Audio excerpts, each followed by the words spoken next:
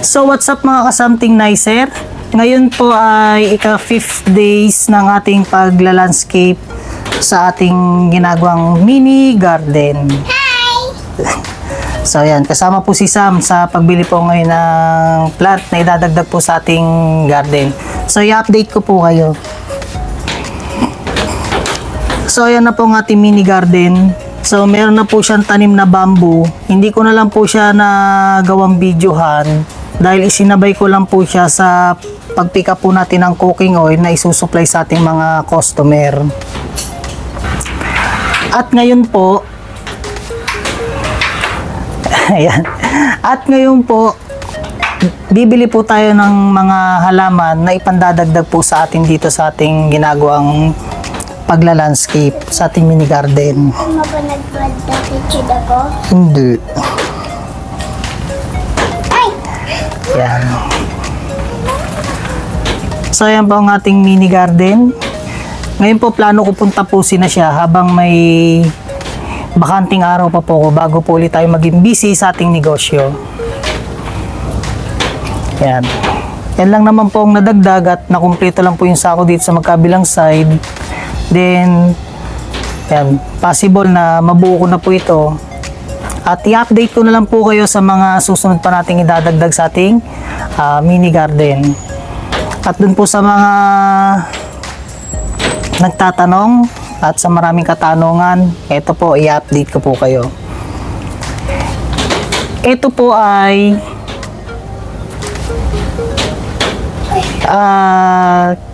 kinita ng ating negosyo, yung gagamitin natin pambili dito. Sa madalit salita, kaya ko po sinasama sa vlog ito, yung ating pong negosyo, may papupuntahan yung ating kinikita. At isa na nga po, sa binadgetan natin to, sa pamamagitan ng ating business.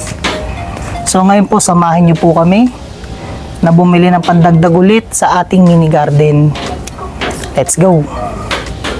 So yun guys, nandito na tayo sa ating destination. At yan, makikita nyo ang daming halaman dito. Mamimili po tayo ngayon ng i-design dun sa aking garden. Siyempre, kabisado ko na po yun. At ito guys, oh, yung pinakandulo, meron siyang restaurant. Hindi lang natin alam kung na yan, mura lang yung pagkain. Oh. Talagang 100 to 150.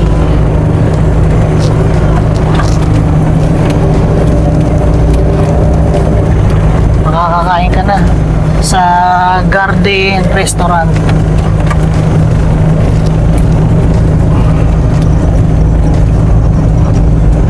Papalan lang ako.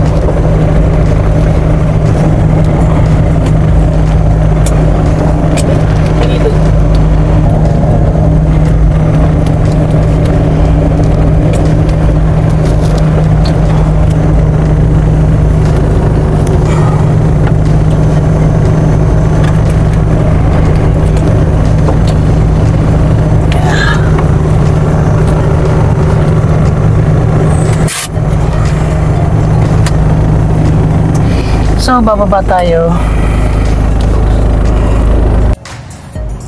So, yun guys, nandito na po tayo sa halamanan or garden.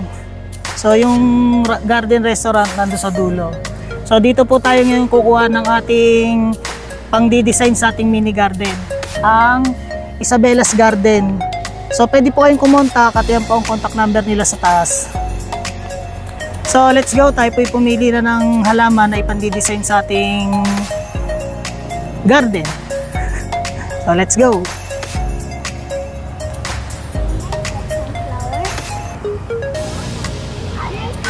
Can I get some flowers? O, pipili tayo ng flower.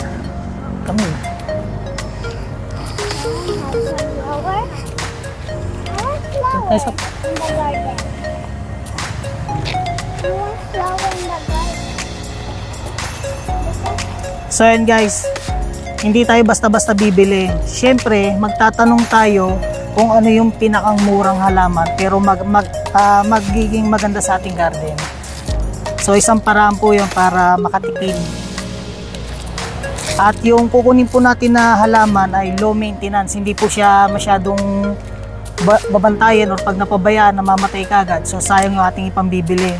Ang hanapin natin low maintenance, mura, at yun makakapagpaganda sa ating mini garden.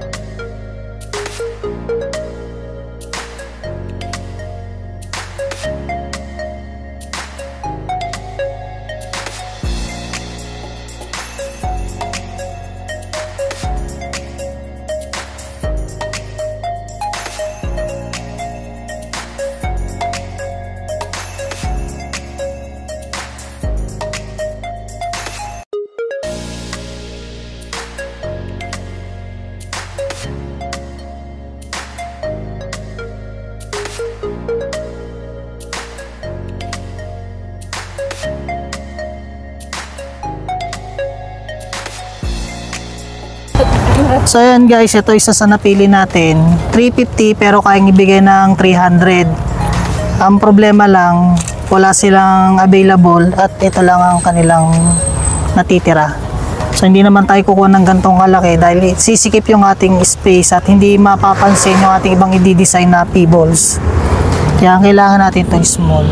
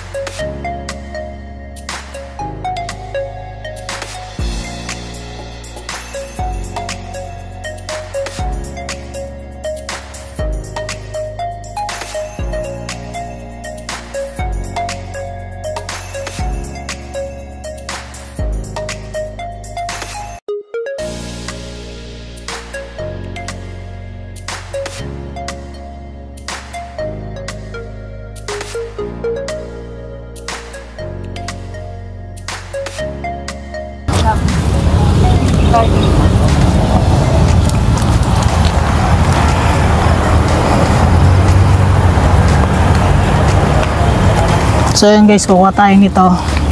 Isa sa idadagdag natin sa ating pananim.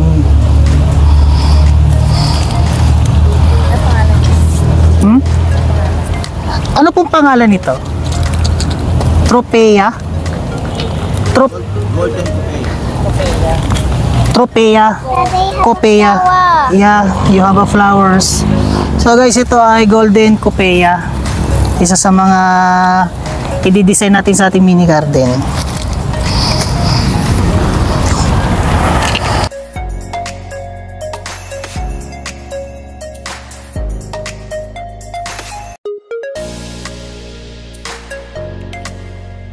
So ayun guys, pipili pa tayo na idadagdag natin dito, no? Para hindi sayang yung pagpunta natin dito sa ano po ito? Santa Rosa paano po no? Tagaytay Road. Tagaytay Road. Dito ito po ay Santa Rosa Tagaytay Road. So ayan, Barangay Puting Kahoy. Silang Cavite. So malapit lang po ito sa Solinad. Kung kayo po yung malimit na dumadayo ng Solinad, lagpas lang po ng siguro mga 1 kilometro lang po ang layo nito doon. Mararating nyo na po itong garden na to. So pa tayo. So meron pa ako isang hinahanap na halaman na parang style aloe vera.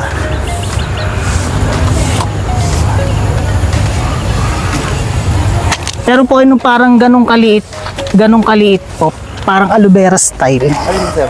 Ayan yan, may ito pong malaki na to pero parang maliit. pinya na yan? Wala siya.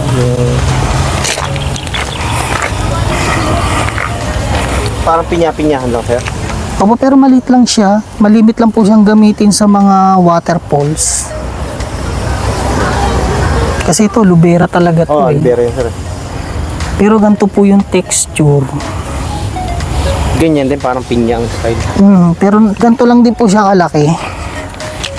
Ayan, may ganito. May, halos nagaganyan din po, namumula. Ano yan?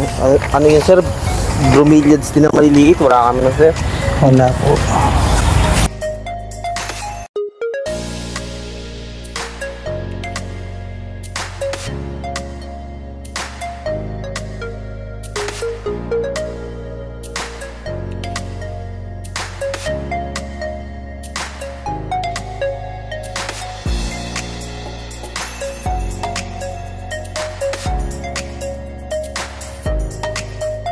Ito lang available na hinahanap natin, ano, yung iba wala. Possible magkaroon pero hindi natin lang umakabalik tayo dahil bukas ay may mga pasok, especially yung ating kids. Atid sundo natin sa school bago tayo mag-resume ng trabaho, then count kay kids and back to work na naman.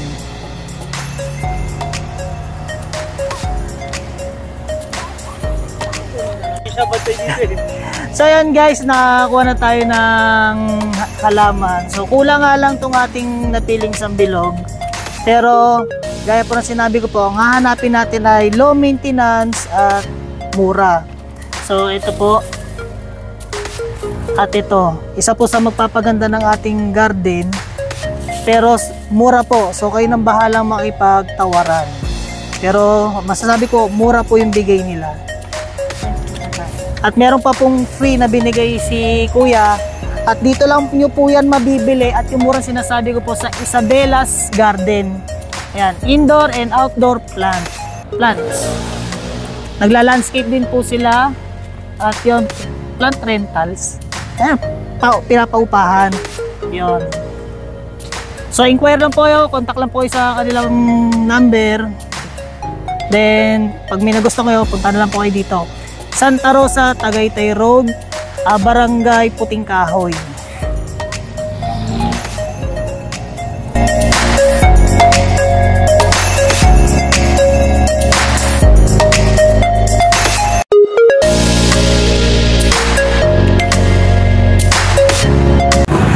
At ayan na nga guys, no, dito sa dulo ng garden kung saan tayo bumili ng halaman na pandidesign natin sa mini garden natin. So tayo pa lang ang first customer ngayong December 1. So buena mano tayo sa kanila. So let's go, tayo po'y pumili na ng ating magugustong kainin. Let's go!